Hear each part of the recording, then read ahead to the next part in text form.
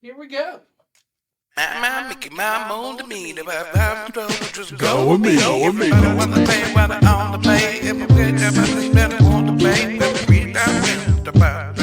Better 55 grand for the brain. If my mouth is about cold, okay. If you have with me, if you want to pay, never he got power to pay. We can come on, Cannalachia. Hi, Justin. Hey, how are ya? I'm good.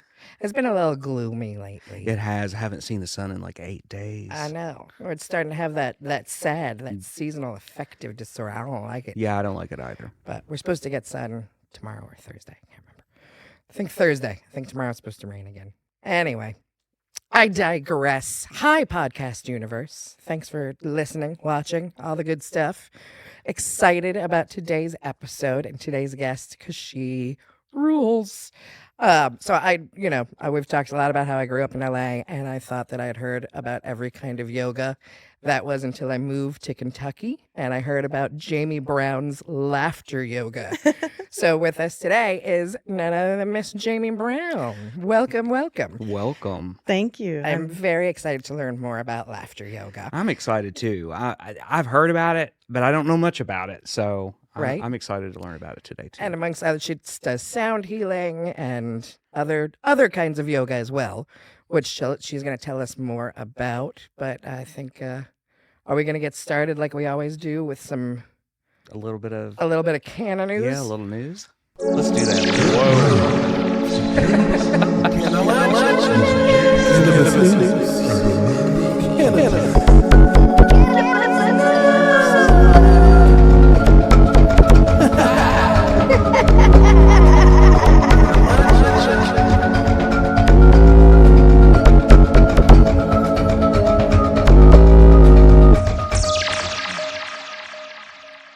It's good. I feel like maybe our news intro, we can shorten it. Just I like to be in this awkward. No. It's awesome. All right. So it's staying. But anyway, I think it's appropriate for my news because that is very much a sound from outer space, and my news, well, not cannabis related this week, is very much Appalachian. Well, it's Kentucky related. I don't know if you've heard of this, Jaimie, and I'd love to know what your thoughts are on it.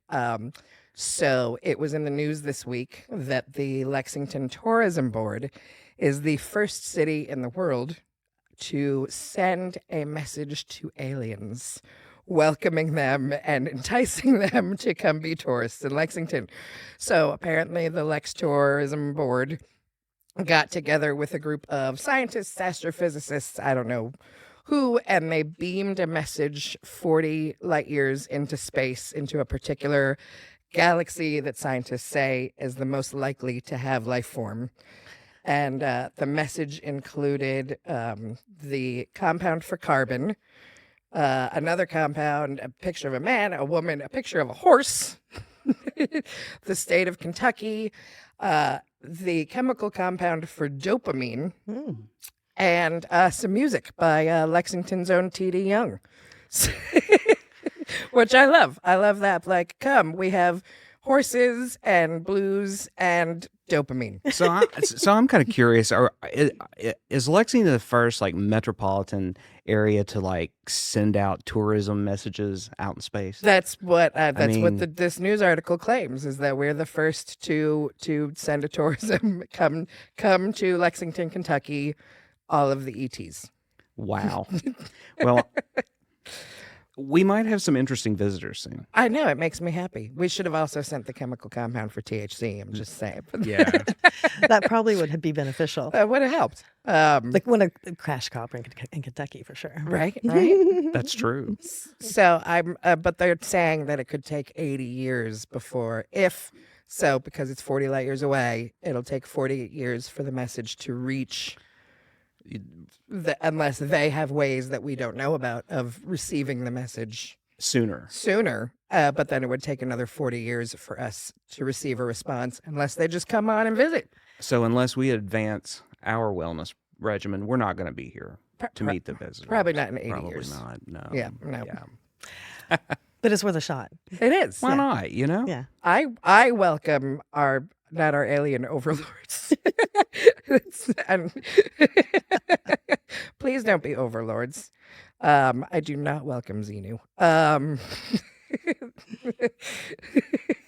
I would love for aliens to come visit Lexington. Space aliens. Well, I mean, well, all Nice aliens. I would love for nice aliens to come nice visit. aliens who appreciate horses and dopamine. I'm pretty positive that we do already have visitors. From, Yeah, no, you can ask Chill pretty much every night. I'm outside looking at the stars and I'm going, there's one. But I also might have astigmatism that has not been properly diagnosed because I often see things flashing in the sky, multiple colors, and nobody else sees it. It's So the same star every night. it's very sparkly. Yes. So There is one of those out there. There's a star that's the same space. Most stars move, but there's that one, the North Star that stays in the same spot. And Right. It's beautiful to look at every night. I love it. So, but the one it's the star, whatever it is that I'm seeing, flashes multiple different colors. That's all I'm gonna say. Could be alien. Could be alien. Very well could be. well, I think it's hard to believe that there's not other life. out there, Absolutely. You know. Absolutely. No, I think it's human arrogance to believe that we are the only intelligent life form in the entire cosmos. Right. I mean, there has to be another life form, whether it's intelligent or not.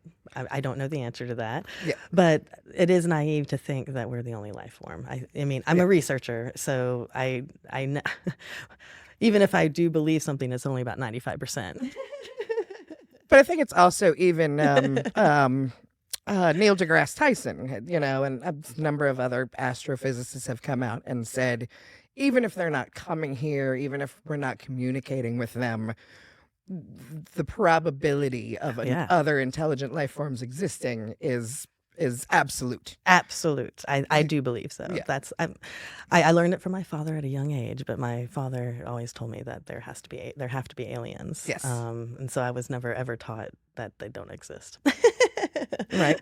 Speaking of bringing it up, that's what I was taught, that there are aliens. We don't know if they're here or not. Right. But No, my dad was fully also in with me that he had seen UFOs. They exist. And I think I've seen them. I've never been abducted.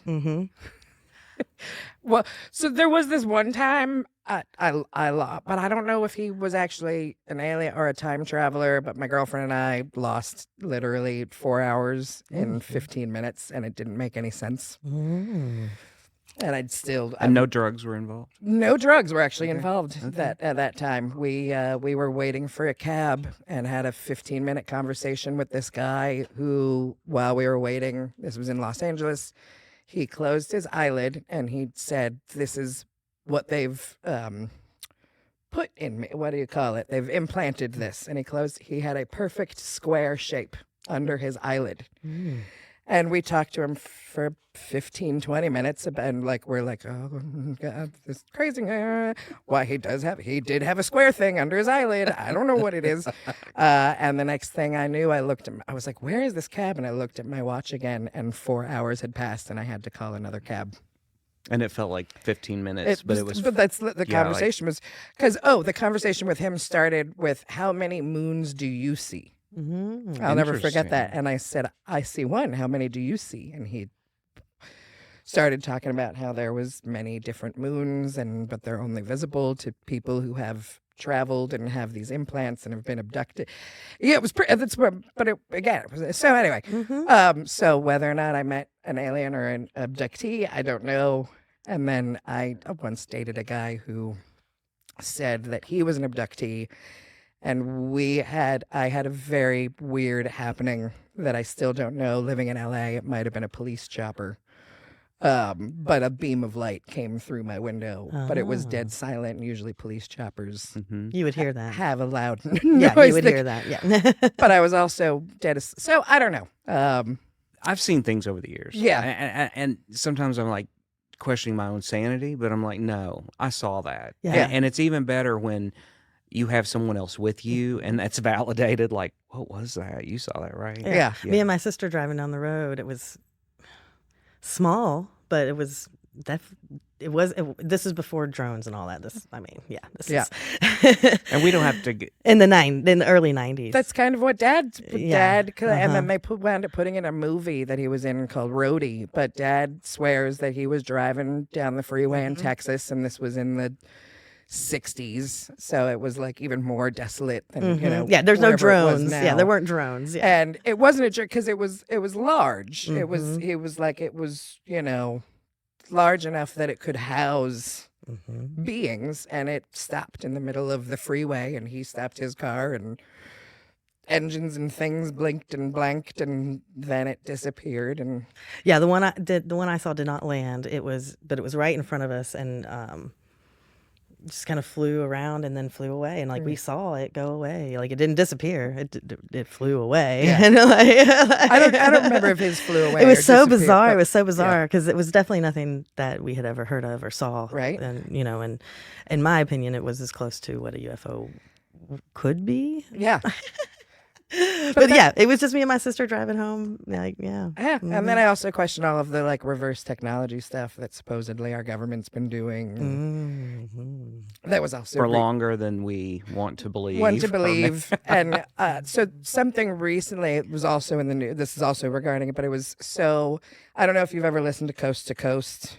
It's an AM talk show late at night, Coast to Coast with George Norrie, where he talks about all kinds of supernatural phenomena, from ghosts to, ETs, blah, blah, blah, whatever, angels. And he had, it was a famous thing where a guy called him in a complete panic saying that he previously worked at Area 51. He couldn't talk long, but he wanted us to know that what we think of as aliens at Area 51 are actually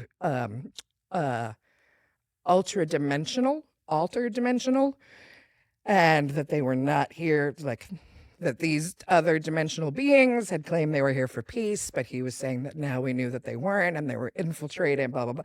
All this, and it sounded, crazy, and then all of a sudden the line cut dead. He had actually begun the conversation saying that they're tracing me, and I only have a few minutes.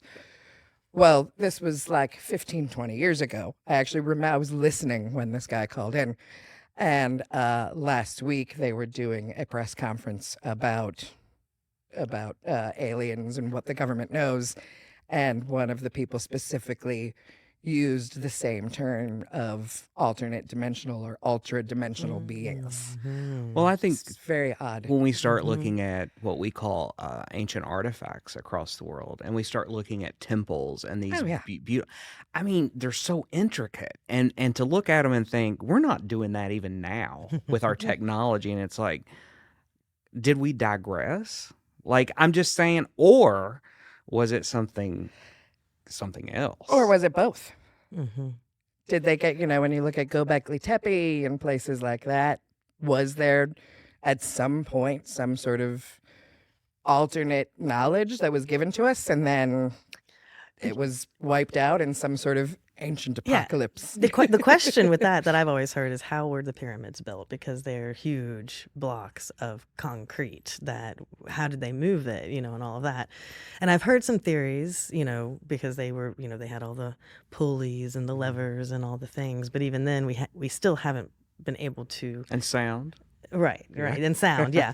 But I don't think we've been able to do it using the primitive pulleys and things that we feel that they had. So it's like, well, we think maybe, but probably not, is what I've read about the pyramids, because it's like there has to be some sort of force that we weren't aware of that they had, because even now it would be really difficult with the strong machines that we have to lift those type of blocks.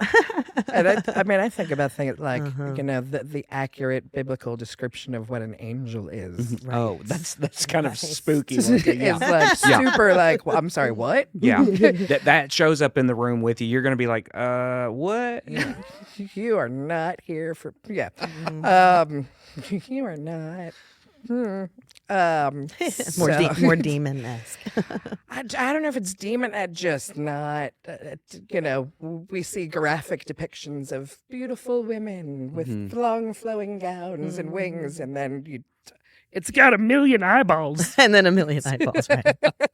The It's a alien. sphere with 1,000,000 eyeballs. Looking directly at you there and there and Yeah. there. Anyway, Well, and it's interesting that we're talking about this topic because I seen a guy the other day that came across one of my social media feeds, and he was being interviewed, and his name and who he's with just completely is in the back of my mind somewhere, and I'm not pulling that out. But he was talking about how when looking at some of the images of Mars, some of the things that have they look fuzzy or could possibly have been digitally altered so that you can't really tell what it is that there is a discussion that there is possibly some sort of proof of another life or possibly life on another planet, but that information would not be placed out into the public's eye. And one of the number one reasons that he specifically says that they won't is because it would possibly cause every denomination of faith and religious practice to completely almost falter, because then it makes you question everything you've been taught. So that's very interesting. When I heard that, I was like, I hadn't really thought about it, but yeah, it would, wouldn't it? It would bring up a lot of questions. Intentionally hiding it. well, yeah. I mean, when intentionally, I always, if there's one place on Earth where I could go and be invisible or just allowed to be, and have at it, is the library at really in Rome. Here? You're talking about at the Vatican. At the Vatican. Vatican. Thank Yeah. you. Wow, my Yeah. brain. Yeah. The gloom has Yeah. eaten my brain. Yeah, no, the library at the Vatican. That nobody's allowed to know what is in it. It's Well, like, Right. if they're listening and they would like to let a couple people come in and just take a look, we're more than happy to come over and check it out. just check out what you got in there. What do Yeah. you got in all those, hermetically sealed chambers? Mm-hmm. Thanks. Yeah, I'd love to know. Thanks, Mr. Pope. Well, So- he enjoys Kentucky bourbon. The Pope does? Yeah, we've got a local priest in the region that makes certain that he has some of the best bourbon, and it all comes from here. Oh, but I guess So that's not surprising. why not have a couple folks that what about every seed-bearing plant? We're standing up for the cannabis, so Yeah. we'll send you some of that too if we can go down to the library. We'll bring you cannabis and bourbon, and, And we can- you let us into the library. We can sit around and look and read and learn, and it'll be a real educational moment, I'm surprised those guys didn't put bourbon on the message out to the aliens. They think they actually I think that's one of the other. I don't have a Probably thing. some bourbon. I would imagine bourbon's in We that. can, we have to we have to shut off all of our devices before we start recording the show because they interfere. But I think it was there was like an image of a bottle of bourbon. Something. nice, There was nice. there was a whole bunch of stuff in there. Those were the ones I listed were just the ones that stuck out. But yeah. That's pretty cool. That's Yep. that's very, I very like cool. it. I like it. In other news, if you don't mind, I'm going to share a little bit back toward the topic of cannabis. And in today's headlines, we obviously pre-record this, but the Democrats in Washington are urging the Biden administration to move forward with descheduling marijuana in the United States. And they're really pushing for that. And then from here in the Commonwealth in Kentucky, if we look at from the opposite side of the aisle, we have a Republican Senator Southworth who has sponsored a concurrent resolution, which is kind of like speaking to Washington to ask them to, hey, let's reschedule marijuana. We urge you to do that. And, our legislative body last year, I want to say it was $2 million that they sent over to UK, pretty much allotted for cannabis research. And a lot of the research that I think that the university would like to do and what some facilities would like to do cannot really move forward properly if we don't have that rescheduled or descheduled to allow them to do it. So it's that's not getting really deep into it, but that's happening, and there's more and more discussion happening. And I think that just goes back to the majority of people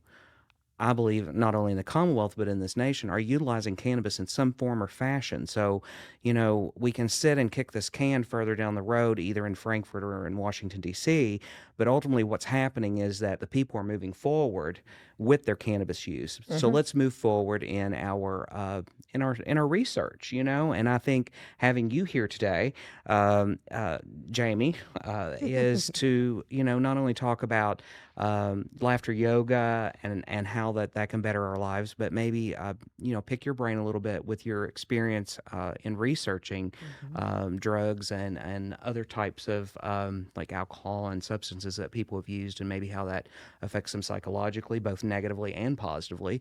So it's great to have you here talk about those Thank things you. too. Yes. But Yes, my so- day job, my research. So that was one thing I didn't bring up, but also Jaimie has spent the past 19 years doing 26. 26 years. Or since you were Since I you was were 19. 26? Since I was 19. Oh, since you were 19. Yes, and I'm Got it. 46 now. So what is that? 19 to 46. I have been a drug and alcohol researcher and IAAA funded, and it's just been really amazing journey. And that's kind of why I'm on this side with cannabis, is because, studying drugs and alcohol this long, I am an advocate, and I do believe that the laws need to be changed. In my research, I found that the Netherlands pretty much have the best rules when it comes to drugs and all drugs and alcohol. They leave it to the doctors, right? It's not a criminal offense like it is here in the United States. And making it criminal is pretty much the only thing wrong with marijuana that I can see in my research and behavior. In society, and just in what marijuana brings is mostly positive. And I just really am an advocate of it. And like I said, I've been researching drugs and alcohol for most of my life, and definitely have seen negatives of all drugs. I mean, inhaling smoke, that one thing, but marijuana has not been, related to lung diseases like cancer and things like that. And so it's like, yes, you are inhaling smoke, but there is still not evidence that it's like cigarettes. You're not really getting lung diseases and dying. Right. So yeah, anyway, I digress. Well, and I think, you're talking about inhaling, while smoking any substance is probably not the best thing for our lungs, the natives used tobacco prior to, today's tobacco has a lot of other stuff added to it, but everything from smoking other types of herbs as well. But there are terpenes that are in cannabis and other plants, obviously, and some of those are bronchial dilators. So for people who actually deal with things like breathing issues and asthma and those sort of things, they actually can. Obviously, there's the balance between what else is in that. Is that a isolated derivative that you are, using as one substance, or are you using something like just smoking cannabis for that? Right. It is definitely an expectorant. Like when you're smoking cigarettes, you're not, actively clearing your lungs, but marijuana, like, people say cough to get off or whatever.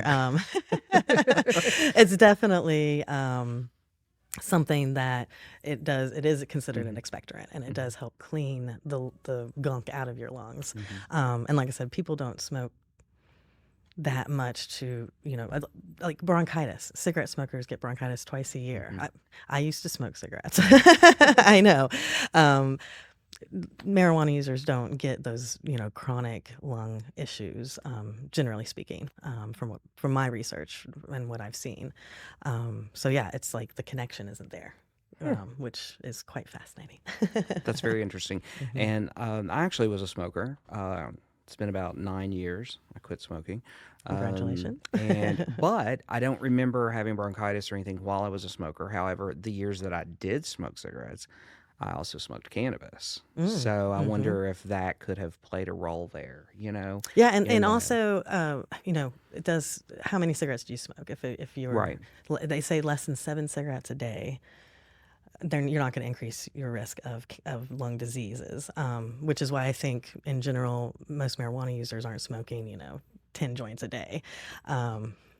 on general days, but I've met a few. right, that's true. They do, and they probably might have a little bit more lung reaction. So it is 100% how much smoke you're inhaling. Now, with the cigarettes and all the chemicals in the cigarettes, I've read some research that's adding other problems. And so with marijuana, the vape stuff, I have no idea. We don't know what that's doing to your lungs, like really.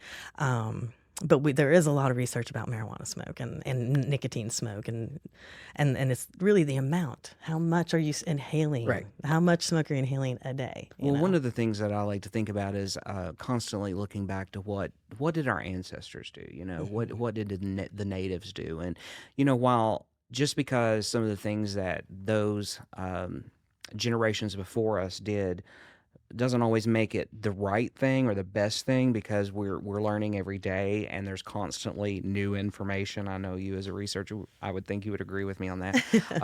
But every hour there's new information. Right, exactly. So it's kind of like when I'm thinking about it, and I think about what our ancestors did, whether that be Native Americans, when we go back to people living on the land, smoking was a major thing, whether that be tobacco, whether that be a spiritual religious thing, or whether that would be that they were utilizing a plant for its medicinal value.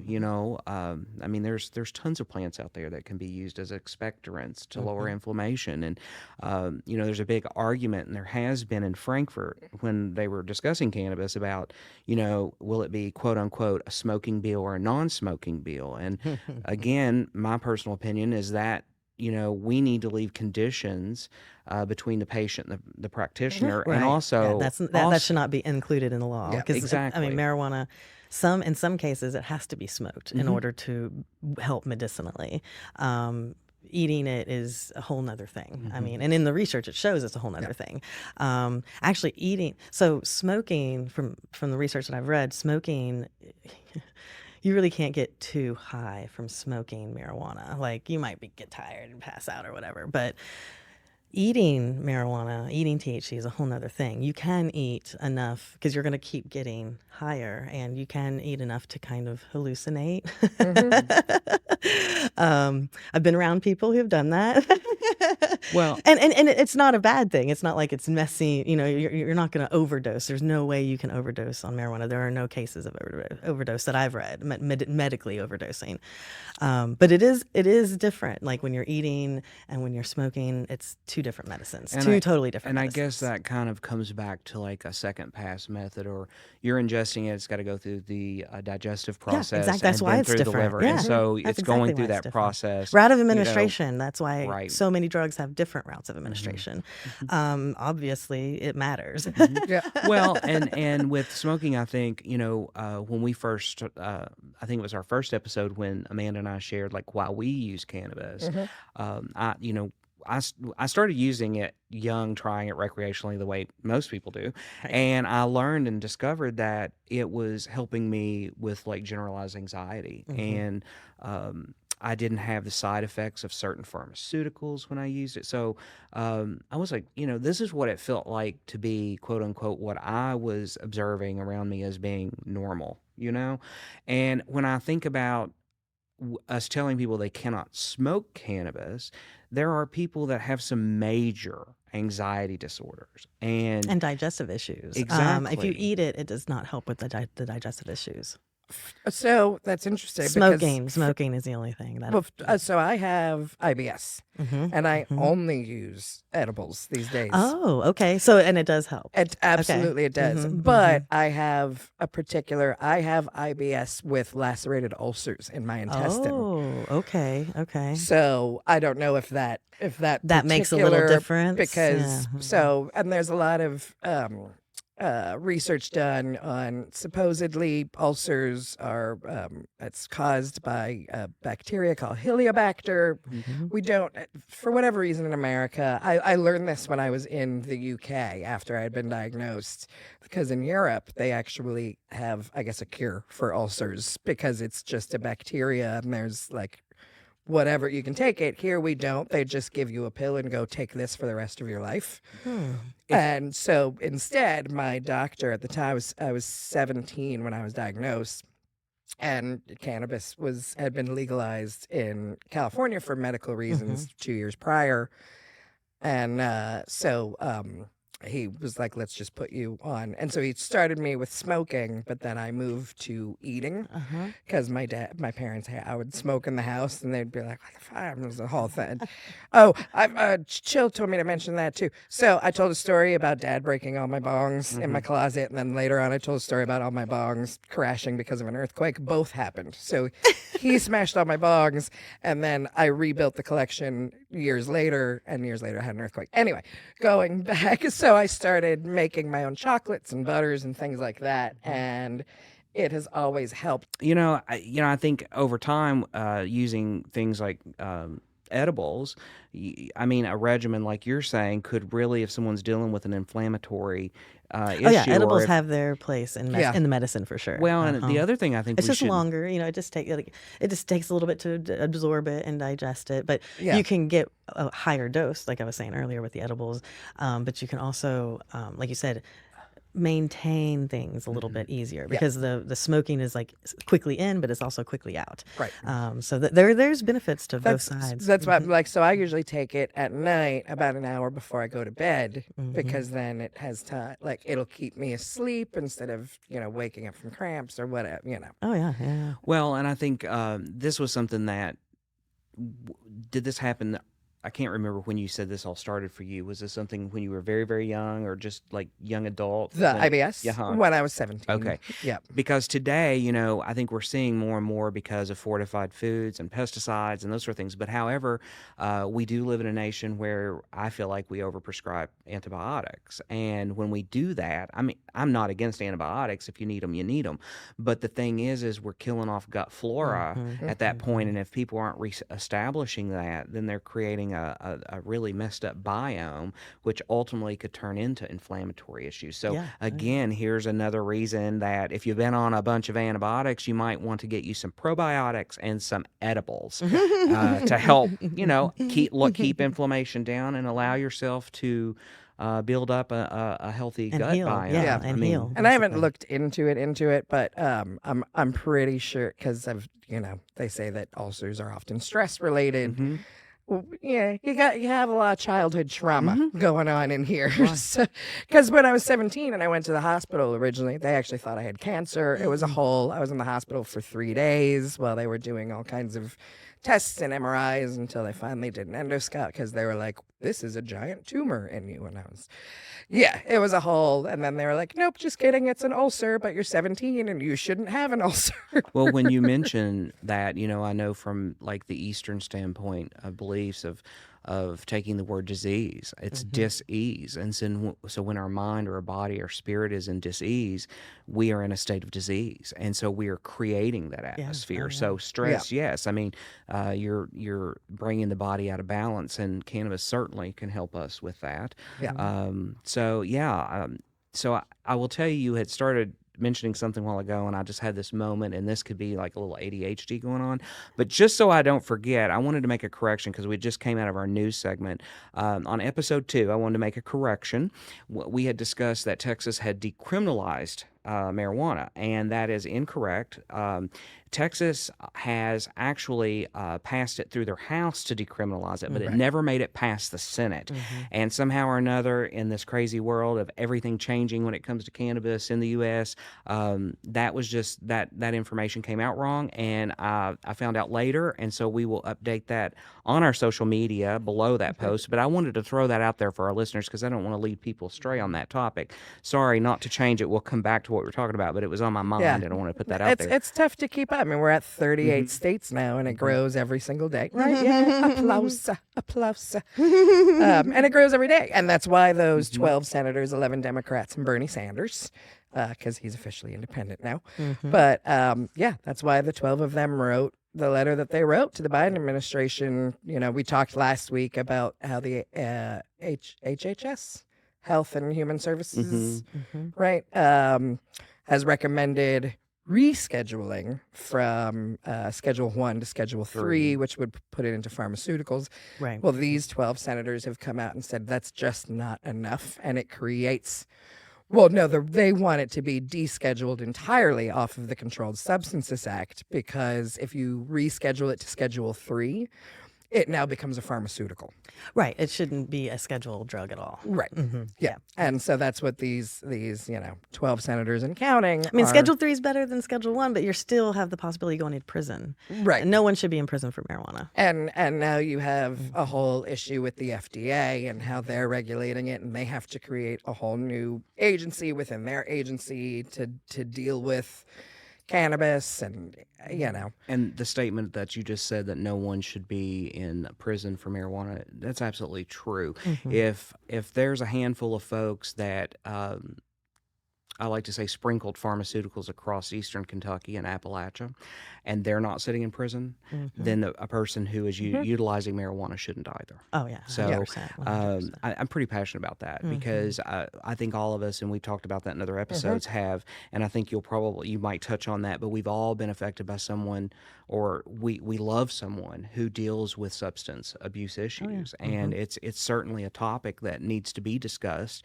And I always say it's not necessarily the substance, it's the trauma. We don't talk about the trauma, for what individuals going through a journey. Why are they trying to numb that or quiet that? And so, and are they using it as medicine, or are they using it as an escape? Exactly. Because really every drug that is abused is a medicine. I mean, it is used medicinally. I mean, even cocaine. I was going to say the coca leaf even is used medicinally when not mixed with battery acids. And right. If you ever saw the Real Narcos, that's what made me. I'm not going to lie. I used to do a little bit of cocaine here and there, and then I watched the Real Narcos all the way through. No, have you seen the real one with the documentary series where they're like having shootouts and with the cat? It's a whole thing. It's a whole thing. And he traces cocaine from Los Angeles all the way down into Colombia, where the guy who's actually picking it off the plant and turning it into cocaine as a drug, as a substance, and he's literally mixing it with fucking battery acid. Right. Oh yeah, it's insane. He's like, don't touch that. And baby laxative. Don't breathe any of this. The baby laxative comes later. That comes later, right? That's when they cut the stuff that's made with battery acid. All right, cut the battery acid. But then he goes. But then there's episodes of I don't remember if it was Expedition Unknown or what, but it was one of Bourdain's shows where he's in Colombia and they're hiking, or I think he might have been in Peru, wherever they're hiking way up into the mountains somewhere, and the person gives him a coca leaf to chew on because it's, I don't know if expectorant is the right, but it helps when you're at that elevation. Like a numbing. It has some sort of numbing. No, it helps with the breath, breathing, with the oxygen intake. And when you're that high up, if you chew on a coca leaf, you have an easier time breathing and getting more oxygen. Well, I'm thinking, or how the anaphylactic shock, like using adrenaline. Yes, exactly. Less oxygen, more oxygen. Yeah, there's less oxygen the higher. Okay. Well, and it's a thinner. Yeah, it's a thinner. I've never even thought about that, but once you say it, it's like, oh yeah, that does make sense. Yeah. I had a little bit of a quick shift the first time I went to Denver, Colorado. I had a moment for just a little bit when I got there. I was like, whoa, I feel a little funny, and that's what it was. Yeah.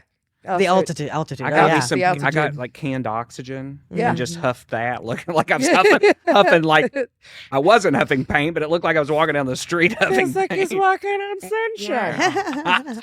So sorry for that inappropriate reference. If you know, you know. Anyway, but coca leaf, it has it's very medicinal. I mean, cocaine has lots of medicinal properties. Yeah. For sure. Like I said, Netherlands, they classify all drugs as medicines, and if you have a problem with the medicine, then you go to your doctor. Yeah. Well, and I think, I personally have a plant problem. I love plants. I'm like the person you see saving the plant that's on the clearance rack. I don't need that other plant. But plants, they really are beneficial. I mean, we obviously know that they help to clean the air and those different things and provide us with food and stuff. But the compounds that are in plants, I mean, obviously that's where our first medicine came from. Yeah. And we wouldn't have like anesthetics if it wasn't for heroin, right? Am I wrong? Right. In that? Oh, 100%. And opium and that whole the opioid family. And I just think about like teas. My tea rack that I have at home. People are like, "Why do you have it?" And like, because they're all so different. It's all you it's know? all for something. I might want that, but I might need that. You never know. Yeah, it's like, what's going on in your life today? Let me fix you a cup of tea. You I know? mean, I've been known to have 2 different bags in my cup because it's like I need this and this, and like and it's herbal medicine is real, and it definitely is. matters. I talked about last week. One of my favorite teas is actually, I was bummed because I forgot to buy some when we were in LA over New Year's, but it's Positivity, and it's a cannabis tea. Yeah. And it's one of my, because they have different blends for like, sleepy time, which is like chamomile, and, an uplifting one that has the ginger. And you Yeah. just need to make sure you have, well, I'm not sure how that is. I have to look, but I get all sciencey with it. But you have to have some sort of fat to get the THC out of the actual flower, Well, I think which is it's- where we go back to cooking, right? I think the Positivities are all, it's infused. So it's not Okay, so just it's already like- infused. Okay, Yeah, yeah. it's not just you like can't, flour. You can't take like a piece of marijuana, put it in water, No. and get high. It doesn't work that way. But Yeah. I'm like, I'm sure they've done something to it that it's able to. Yeah, I think they take like whatever the chamomile and and the they've stuff, already infused and they that. infuse that Yeah. with. Well, and sometimes That makes sense. Yeah. Sometimes they'll add like a milk powder or something of a fat. Some sort of fat. As long as there's any type of fat, then it There's- will. the then it will. Positivities don't have that, but you Okay. can taste the terpenes Okay. Yes. in Okay. it, but you can't smell them. Well, but terpenes If are that makes also very medicinal as well. Yeah. I That's a whole. mean, so That's a whole nother level. That's Mhm. yeah. That's another That's conversation. a whole nother. That's a whole nother episode. Yeah, that's a whole you know? nother episode. Maybe 2 or 3. Yes. Sorry, my laughter comes out. This is why I'm love a it. really good laughter yoga leader. So yes, like I said, I'm a researcher of 20 years, and laughter came in 2015, and because being a researcher, people take things very serious in that field, and the field of psychology and behavioral sciences kind of combine those two when you Yeah. study drugs and alcohol. But laughter yoga came to me at the right time, because I was so stressed. There was like so much going on, and I took the class. So laughter yoga, where I teach it mostly is at festivals. So the Playthink Festival, Moonshiners Ball Festival, like different outside events is amazing for laughter yoga. I guess since COVID, I used to do a lot of indoor stuff, but then since COVID, I do mostly outdoor stuff. But I'm trying to change it. I'm trying to get back indoors. Because laughter, you're really like laughing in people's face. Yeah. So it's definitely an anti-COVID thing is laughter, Right. laughter yoga. Yeah, the first time I experienced, well, I didn't partake in the class, but there was a group of us sitting around at a festival, and laughter yoga was next. I was like, what is happening? What the heck is going on here? I'm too high. I'm confused. Someone has told me that they couldn't do laughter yoga because they weren't stoned, and I was like, "Oh my gosh, you do not have to be stoned to be, do laughter yoga. It has nothing to do with marijuana." Yeah, no, what had happened? We were having a sesh over here in this section of the field, and someone told a joke, and then you were on the other section, and it was just the timing was perfect. It was perfect. That like everybody started laughing. I was like, they are too far away to have heard that. Do they all have sonic ears? Why are they laughing with us? Why are they laughing with us? That's awesome. Yeah, because laughter yoga is so when I say like you don't have to be high to laugh, but what happens when you laugh is you do get your body reacts very similar to if you're smoking marijuana, like in terms of the chemicals that are released in the brain. It lowers stress hormones and things like that, and it just reacts to your body very, very well. Everyone's like, things can't do all of that. They're like when you have a list of benefits, and you're like, really it can. I mean, they truly can. And laughter, lowers your increases your serotonin and lowers your cortisol, but it also increases oxygen. It works your six-pack. You get physical benefits from it. But what's most important is that you give yourself permission to laugh out loud. Because, even when you go to a comedy show, and you're like, haha, you're like everyone, most of the time they inhibit their laughter, right? They never go,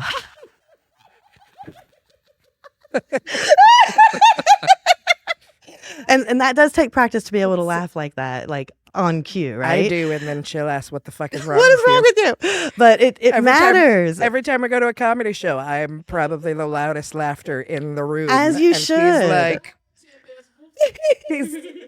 But and I like, bet what are you you the comedian doing? loves it. I bet you the comedian loves it. Right? It's not inappropriate. It's a And- comedy show. And what's also amazing is I'm sure other people are laughing louder because you're laughing louder. I hope so. Yeah. It's giving, like, by you laughing out loud, it gives them permission to laugh out loud. And, I agree. It's and contagious. it matters. It's It totally contagious. It It really we know is. laughter is contagious. And, and another That's definite. the other thing I think about is like how that probably helps to release the diaphragm. Right. And one of the things that I'm trying to do better at is a bit more diaphragmatic breathing. And someone who has grew up dealing with anxiety, a lot of times if we're dealing with stress and anxiety, we're chest breathing, so we're breathing up here and not really into our belly, so we're not working our diaphragm properly. And so I'm certain that Well, lowering cortisol. So anxiety, stress, that type of stress is cortisol based, and that's why laughter is. So the person that I took my first laughter yoga class was from a gentleman who had suffered from anxiety attacks so bad that he was going to emergency room once a month. wow. And could not control it. And so someone said, hey, there's this thing called laughter yoga. I hear it's for anxiety. You should give it a try. And he enjoyed it, and it helped him so much that he became a leader, which in my case was kind of similar. I was laying there. It was a Play Think Festival, and he was teaching it. And I was laying in the grass like, how in the heck do I feel this amazing after just all that silly stuff we just did? And I'm also the person who's been told, being in research, Jaimie, why are you laughing? You laugh too much. Quit laughing. Laughter has been my coping mechanism that I tried to inhibit because I was told to inhibit it. Once I was laying there in the grass laughing, and during laughter meditation, I was like, what in the heck? And I hadn't felt that good. I don't think ever I had felt that amazing. Because, when you, like I said, when's the last time you laughed for 5 minutes in a row? Like literally didn't stop laughing. Probably the last comedy show. Yay! See, and that is good. I'm so glad that you allow yourself to do that. But most people, they never laugh longer than a minute. Well, see, this is why she says that. That's why this is so funny. Is because I don't hear her like ever. Every once in a while, like today, even actually, she made one laugh at a TV show, and I came running into the room like, "What's going on?" Because you don't hear her laugh like hardly, even when she does get quiet, get out there, puppy goes crazy. Like it's just a whole thing. And then she gets to a comedy show and it is on. You let it out, and you Or should. or the and movies. You should, yeah, as you should. Oh, I love it when people laugh out loud in the movies. It is awesome. I love it. Oh, I'm the queen of the. I'm probably Barbie. Yeah. Was probably the last the time, right? I don't remember it was either Barbie or the comic, but they were both around the same time that we went. So, Yeah. so you would be called my laughter blaster because you're someone who can laugh out loud and sustain it a little bit. But the thing is like, so many people don't. So many people inhibit it. And so when they try laughter yoga, they're like, this is the weirdest thing and like the most uncomfortable thing I've ever done. But then after they feel the effects, they're like, well, maybe I could be a little uncomfortable and it's okay. And then they get into it a little more and they're like, oh, well, heck, why not? Like, why not? And I love to see that transition of like, I'm scared of what you're telling me to do to this is amazing.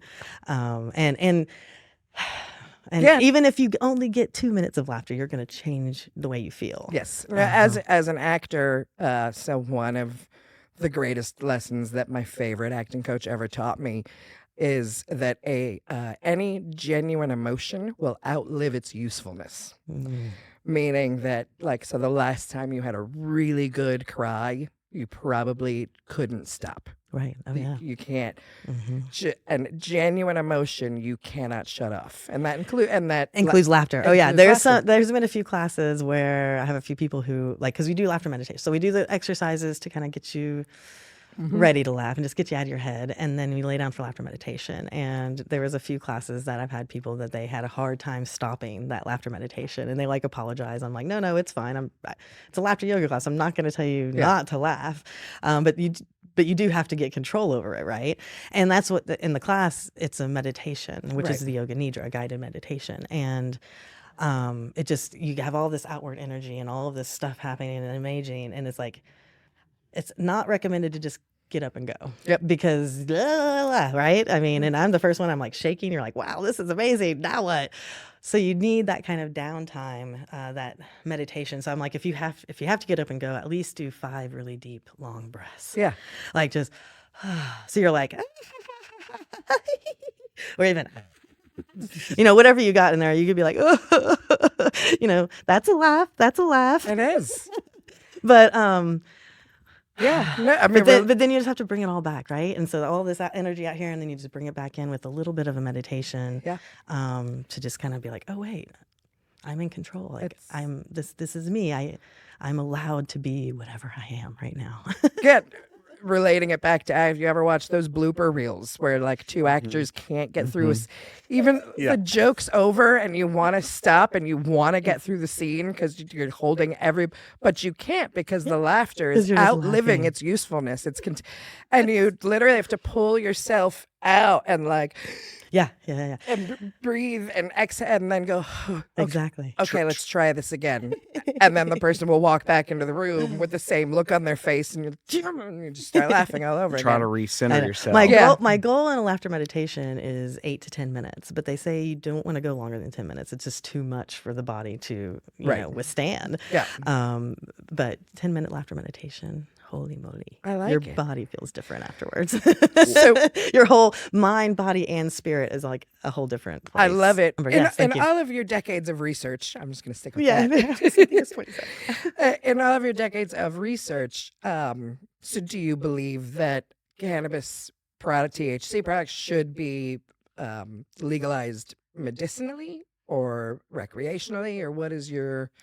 I feel like you've kind of answered this. Yeah, but I I'm an just wanna- advocate on both levels. Definitely thinking that obvious medicinal uses. When I was in high school, I did research on hemp and all the things it would do physically, like all the textiles and all the things. And then that got me interested in what marijuana does. I also have a crackhead uncle that got me interested in disease of medication. And so at a very young age, I was interested. I'm always the girl that says why. That's why I was a researcher for 20-something. Like my parents were always like, quit asking why, Jaimie.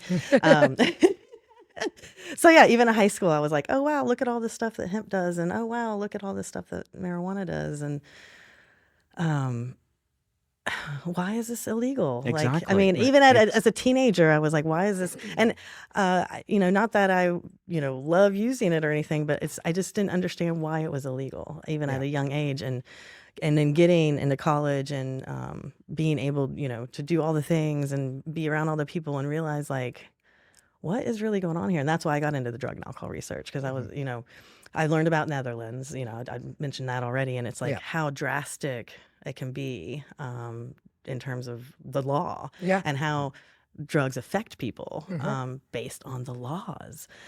So learning all of that, that's it ultimately what got me into all of that. Yeah. I think I've mentioned, but Russell Brand, who I'm not necessarily a big fan of for reasons, but he did do a very interesting documentary probably a decade or more ago about how different countries treat users. Drug users, all drugs. Drug users, and how the ratio of drug abuse and overdoses in places where it's just completely illegal. Like there's actually with police, they go on a raid. This was in the UK, I believe, to people who are using heroin in their own home.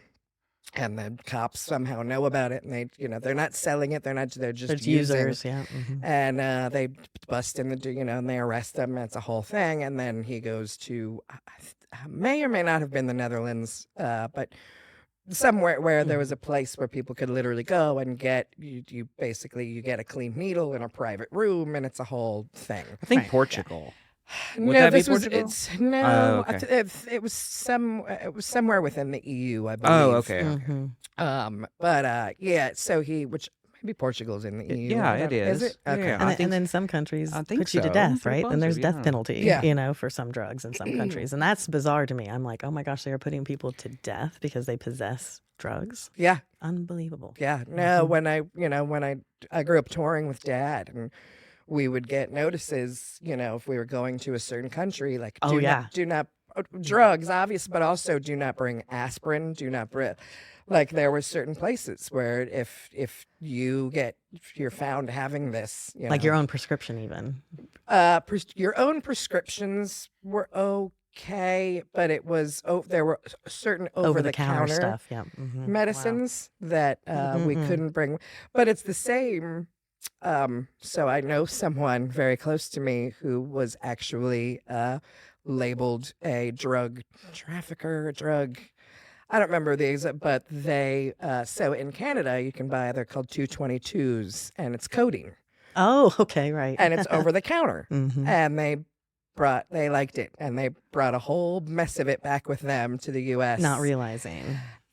I think they knew. Yeah. Smuggler, that's the word I was. Smuggler, But yes. they were uh-huh. technically, and they had to go to court, and there was a whole, and they had to fake, I didn't know, I just, Right. you It'll just say, know, well, I got it there. it works Yeah. better than aspirin, so I bought a case of it. Sorry. I'll tell you who after someone I'm very close with who would buy a case of codeine. Piece of codeine. Yeah. So, but it's 222, it's not. It's for a headache. Right, you know, literally, yeah, But yeah. it's not FDA approved in America, so they got into huge trouble for it. Yeah. Oh, yeah. Mhm. You know. But yeah, so there were places that we would go where we'd get, do not bring aspirin, do not bring, Yeah. even like The Sudafed. Sudafed That's was a big absolutely a one. no, You but can't even buy Sudafed. They have to go to pharmacy for Sudafed nowadays. but over the counter like ephedrine type stuff, yes. like not ephedrine, like but, the mini thin stuff. yeah, Yes, like yes, those, yes. Uh-huh. totally, all that stuff, Like over caffeinated, like weird Yeah. stimulants, over the yeah, counter stuff. yeah, Yeah. all that Mhm. stuff was and they just would tell you go to the pharmacy wherever when you get there, and you'll find something similar. Yeah. But it was a whole thing. Well, and I know that there have been a lot of arguments with lawmakers across the nation about whether or not when we look outside of the United States or even at other states here in the U.S. as to if you legalize, say, a substance like marijuana, what happens with crime rates, what happens with drug abuse, blah, blah, blah, blah, blah.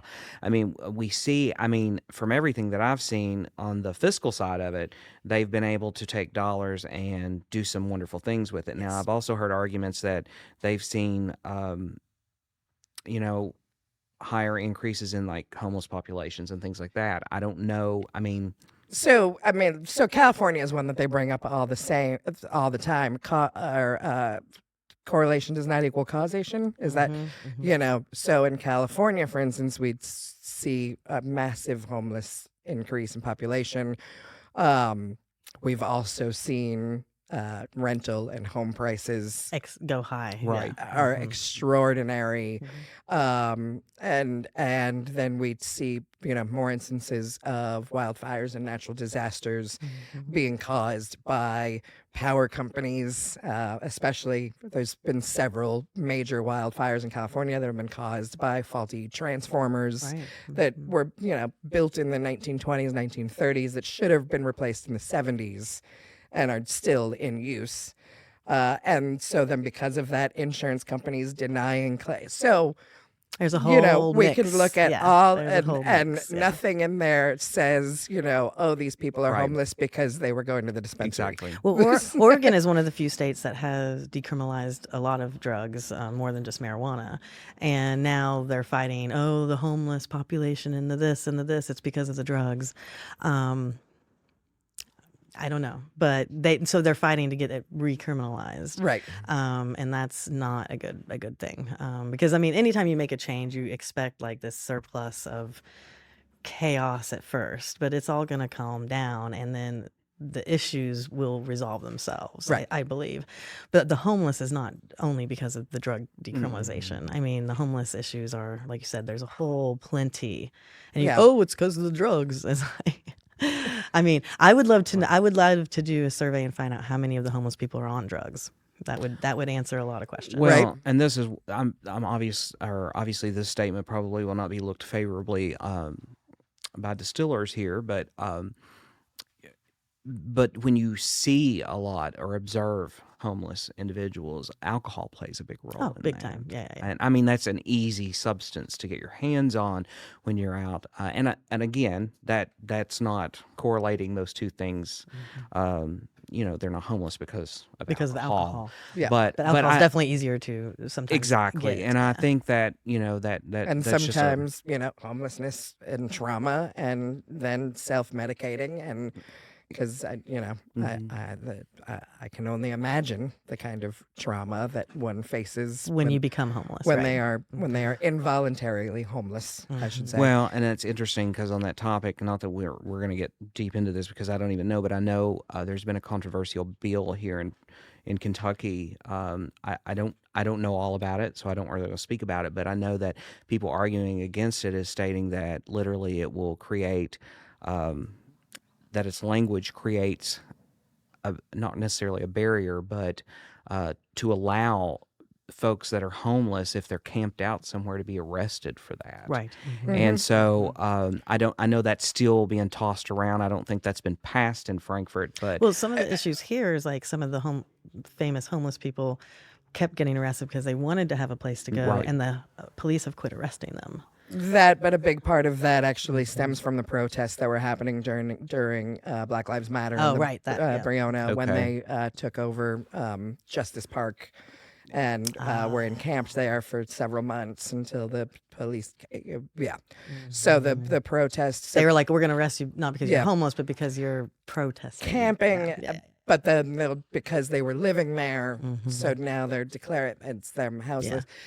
So, like, technically here in Lexington, they can arrest the homeless, but the police have quit arresting the homeless because it was really just they would just get back out on the street. Well, like, and it's just what like you're this saying- cycle. Yeah. because they are going to a place where they can stay and get a be meal. warm. And maybe that's something that when we talk about dollars that are created by cannabis, maybe a portion of that, a small portion, could be to rehabilitate places or start places for a lot of them are veterans that are Right. Oh, homeless or yeah. displaced. And that money could be used to actually create a place, a safe space for them to live, which I know that there's probably a lot of therapy that needs to go on there as well, but I think that offers them a place to go.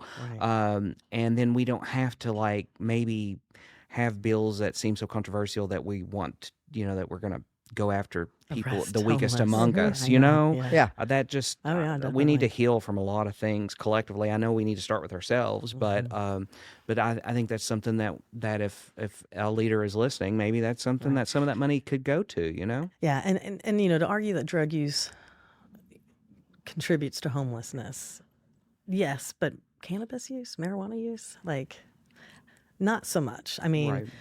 heroin, like you said, like the drugs that really take yourself away from you, I think could possibly, like you said, once they're at that bottom of the bottom, but at the same point, I don't think marijuana is contributing to that stuff, to that aspect of drug use and drug addiction, and that's where I think a big separation needs to happen when it comes to lawmaking and what people classify as drugs. Like you said, is it a Schedule 3? Is it a Schedule 1? It's not really even. Sorry, I started laughing. No, you're fine. Because No. of that line in Half Baked. Do you ever smoke dick for a joint? Right. Yeah. Okay. So that took you there. Yeah. But that's the whole thing. You're like, I mean, you're not really, you're not out sucking dick for joints. I mean, it's not a thing. I've never done that. I don't know about anyone that has, but I have known people to suck dick for other shit. Well, I would think that cannabis, I believe, is more of an introspective substance, Right. whereas the other substances are more of taking you away And completely rather disappearing. than going inward. Right. Even And- alcohol. Even alcohol is get away, Yeah. get out of this. Yeah. And I mean, the word alcohol itself, where it's derived from and how the spirits are used to pull derivatives from plants. It's also pulling your spirit away. Yeah, exactly. But, I think if we were utilizing cannabis with therapy, we could have a lot of healing. And I mean, there's a lot of psychedelic research going on right now too. Yeah, no, and it's what's interesting. They say it's more introspective. So I've mentioned it before. My mom is an active addict, has been my entire life, on pretty much anything she can get her hands on for the most part. But she does not like weed.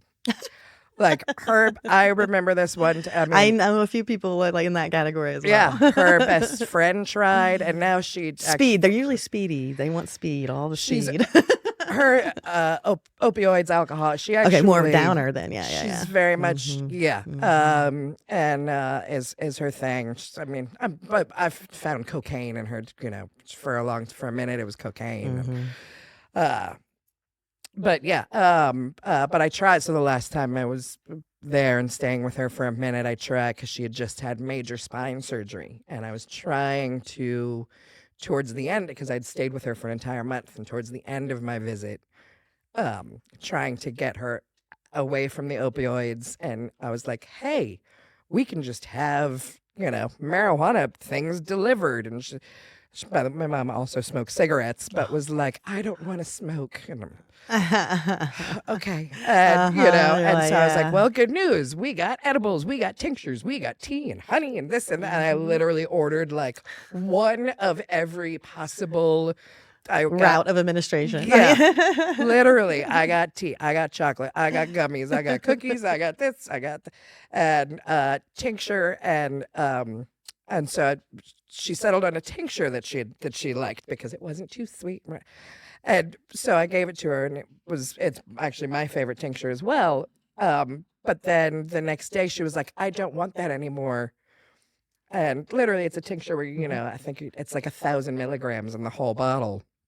And you're supposed Like to a take drop, like yeah. half, Like a little half a dropper microdose. worth or what. And I pick up she had drank the entire bottle. Whoa. That's an experience. Yeah. That's like that would be probably a little psychedelic. I'd Yeah, imagine. and I was like- that would get you a little. But out She that's- there. had a moment. Yeah, that would be out there But a little bit. that's the addict is like, oh, a half a dropper is what I'm supposed to take. I'm gonna take the whole bottle. I'm gonna Yeah. just drink the whole bottle. And that's why it's funny. That's why marijuana is classified as a psychedelic. Like when I was just younger studying all this, I was like, why is it considered a psychedelic? I never understood that. But people have told me that if you eat enough of it, Right. like that's what I said earlier, like you eat enough of it, then you can get to that psychedelic point, but you're still not losing control. But like, I you're still not, also- you're just maybe seeing some things and maybe feeling a little awkward.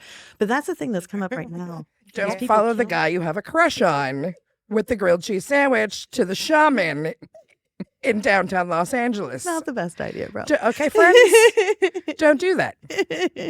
That's also you're But, not even supposed to eat grilled cheese when you Right. take ayahuasca. Well, no, but the you- shaman wanted a grilled cheese anyway. And that just takes me back to the same that every medicine or every drug is a medicine. It is Yes. a medicine. It comes from that background of medicinal. So when you're like, oh, medicinal or recreational, I'm like, isn't it the same thing? I mean, like, yes, you can use medicine recreationally, but it's still a medicine, right? Like the recreational Yeah. part is a whole nother side of things, but I mean, I there- just, heck, there- people use their Xanax recreationally. It's like, well, with so there's ayahuasca, this levels, like there's a Yeah. certain level, and it's like, does recreational make it bad? I don't think so. I don't think enjoying it makes it No. bad. It's addiction. It's like if you are going to steal, if you can't go to work and all of these things. Yeah. And again, that's a medical issue. if I you mean, can't, if you and I mean, addiction is a disease Yeah. of the brain. We know that the drugs cause it to react differently. Yeah. well, and you're, the brain is starting to rewire too through that. And I think that's where, when we look at Johns Hopkins and folks that are doing psychedelic research and looking into fungi and to different mushrooms, not only do we know that things like lion's mane helps to regenerate neurons in the brain, but we start looking at psychedelic mushrooms. Well, if we can heal them, we can regenerate them. Can we rewire them? And, there is a documentary out there. And again, the name is like going across, it's just not there. Maybe we'll put it in the comments. But where I watched them do in a laboratory setting through IV administration the DMT molecule. So that kind of goes back to kind of like ayahuasca. Yeah, it's something you But- probably don't want to do. I mean, Oh, no, I know no, a no. lot of people that do DMT, but I'm like, I don't know. Well, like maybe with a when the- doctor. When when the Cal Arts kid from animation says, "Let's go do some DMT and huff some nitrous in the basement," don't go, kids. but Maybe the nitrous. Skip the DMT. Right. No, I'm kidding. well, with ayahuasca, there's two parts to that, and one of them is working as an MAOI or an an inhibitor, and because the half-life of a substance like DMT is very, very small. It's very tiny, and so it has to be you have to be able to prolong that, and so they did that through IV administration. And some of the stories of the folks, they were only out 5-10 minutes, but they said they were gone for 1,000 Hours, years. yeah. No, like years. Oh, wow. And the yeah. things that you hear them say about that journey, if I'm, from what I've read, DMT is highest naturally in our body at 2 points, and that's the moment we're born, but highest at the moment of death. Really? And there's stories about That's seeing unbelievable. lights and those sort of That's things as we pass, or stories of near death experiences. And when you start to think about that, and you think about a light, we think about the pineal gland in the area that we would call like the third eye, or where we might experience enlightenment. What is happening naturally there, or is that Mother Earth letting us experience something we're going to experience when it's time to leave the body, but doing it in a way that's from the roots of this planet to speak to us? And so I don't know. I think fungi, mushrooms, cannabis, peyote, all of those substances, they fascinate me. They have a place in They do. in humanity for sure. They do. And they can do magical Mm-hmm. things, and they can give people so much peace, and they can give people direction. And I mean, depression alone, like there's so many people who are just so chronically depressed that you don't see a way out. Mm-hmm. And psychedelics, from what I can tell, sometimes that's the only answer. Mm-hmm. And yes, it has been very much shown to help in lots of disorders. Well, and there's plants out there that and that's where Oregon came from. That's why Oregon kind of opened up their laws, because they're like, there's so many resources for people who are hurting and in pain that they need to have. And some of the things that I've seen from Oregon, that's more of the negative of, again, may not correlate being the reason, but maybe if there was something in between that could have caused that, is maybe they didn't have something, structure in place that when that happened, kind of like there's the argument over whether we should have needle exchanges for people. Right. They didn't have the right support. But the right support, not just for something like that, but for any other substance and how you're going to use it. Obviously, if we just throw out a bunch of substances to the general public and everyone's just, hodgepodging it down in the basement with nitrous, it's going to get interesting. It does get interesting. Yeah. But if we have some sort of like guideline, we do have shamans, we do have healers, we do have therapists, we do have psychologists, psychiatrists, folks who are working with people where we can, I say all the time, I know UK has an integrative medicine department, but we really need to bring Eastern and Western philosophy together Oh, yeah. when it comes to healing. It's absolutely necessary to do that. And we have to just quit treating disease. We have to see. We have to promote wellness. It's wellness. It's a wellness concept, is what I think. What I think you're talking about. I think the journey is, what's the causation? It's kind of like, it's not about the disease. It's about the wellness and staying healthy. Exactly. How do we prevent getting these diseases? Exactly. And you were talking about herbal medicine. Over the past several years, I've been studying a lot of plants and growing plants and making some of my own tinctures and stuff just for myself.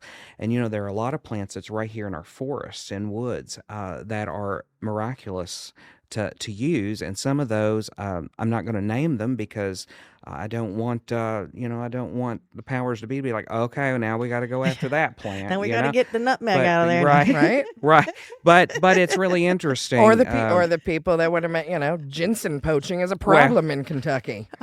I learned that when I moved here. I was like, who knew that ginseng was well, ginseng's a whole category. such a big deal in the black market? Well, it's I the know, wild. right? It's the wild ginseng that's hard to get. Yeah, that's top dollar in Japan. Before we go, I do have one question for you. So if you were going to have a laughter yoga session, followed by a dinner, if you want to. Oh, this is perfect. Even right? better. This is I know Jaimie well, by the way. Even better. Followed by a dinner with 3 celebrities, historical figures, what have you. Who would those 3 people be? Well, I did think about this, and my first thought was, wait, I can't just go. But then I was like, wait, George Carlin came up first. I love that. Oh, nice. Then we have Janis Joplin. Nice. All right. And then why the hell not have Jesus Christ? There you go. Wow. Wow. Wow. The philosopher, the musician, and the comedian. Exactly. I mean- exactly. I think it would be perfect. I would have such a good time. Can we come? Right? Yes, right? I feel like this now needs to be a movie. And I'm definitely going to smoke salmon. Nice. And do the mashed sweet potatoes and Delicious. the black bean coconut rice. I like Nice. it. That's quite a dish. Also, before we leave, if you don't mind, I brought a little gift from Oh, us. I was gonna have one last yeah, question yeah. for Okay. Jerry, and then we're Sorry done. about I that. promise. I promise. We like to talk. So, what is the best piece of advice you've ever been given in your life? That's going to sound cliche. I like a cliche. Graduate from college. Yeah. It has changed my life, but that's because I from my college education, that's where it got me into research, and so it yeah. definitely changed my life. And had I not gone to college, my life would not be where I'm at right now. So I dig it. All right. a little cliche, but that's Graduate, kids. Do it. get that degree. Be like Jaimie. Don't be like me. So on that note, And before we leave, brought you a little gift from Ancient Romas. Not that but if you don't go to college is bad. It's just No. it's changed my life. I went for a semester. Yes, yes. See, but then you realized, like, I think you should go at least, like Yeah, no, absolutely go. yeah. so I brought you these really cool earrings. Love it. So you can have some little cannabis leaf I love it. earrings. Yes, And then from Ancient Aromas, I brought you some, after a long day of research, you can soak in some mango and Oh. coconut. That is our yeah. bath soak. It's canna soak. It's got some CBD in there. It's great. Heck yeah, Nice, I've never relaxing. even heard of soaking with it. And so right? I have a great bathtub. Oh, it's so good. and I love hot baths. I actually was tonight. I was like, do I take a bath when I get home? So this is Yeah, there you go. incentivizing the hot bath. When I love get a And you don't have topical. to. You don't use the whole bag. You can dose that as you would like. And I mean, you can if you want, but there's many baths in there. And then I got your roll-on. So if you've had a long day sitting at the office, you can have a little roll-on of Canna Roller okay. XL Chill.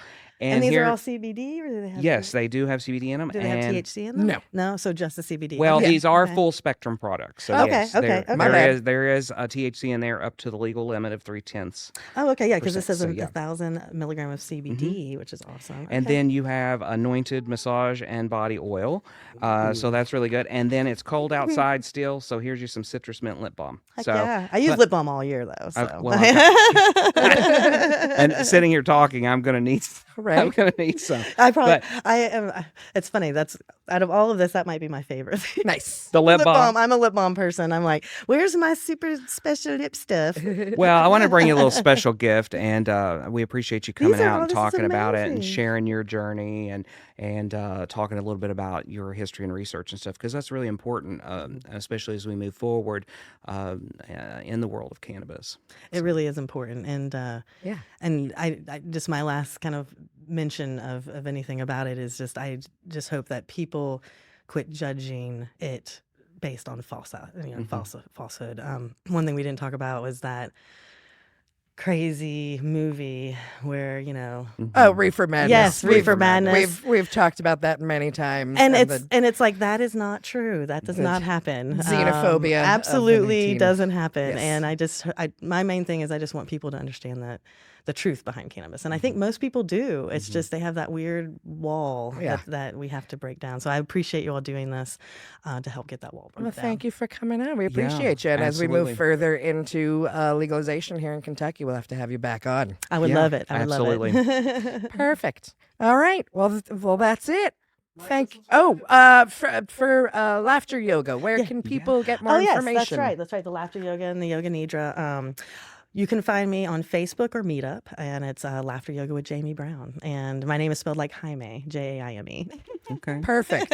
So, That's where it's unbelievable how many ways you can spell Jaimie. It really, truly is. I love it. So go follow Jaimie and get you some laughter yoga, and you'll feel better. Oh, definitely. And I offer a free online. You can try it from the comfort of your home, and I do that the third Tuesday of every month. And you can just Okay. get online and give it a shot. So, Might have to pop in there. yeah, you probably Right? want to. I imagine. That's exciting. Uh-huh. Yeah, absolutely. And that being said, thank you all at home for listening, for watching. Please give us a like, a follow, a subscribe, what have you.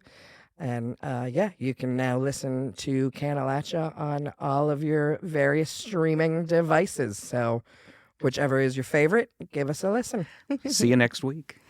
Bye. My Mickey, my moon to me, just go with me. Everybody wanna play while they're on the play. If you get that, but better want to play. Better read that, the Bible. Better 55 grand for the rain. My mouth is about gold gate. If you hide with me, if you want to trade, never he got power to breath. We can look this, come on, Cannalachia. Woo! I like that song.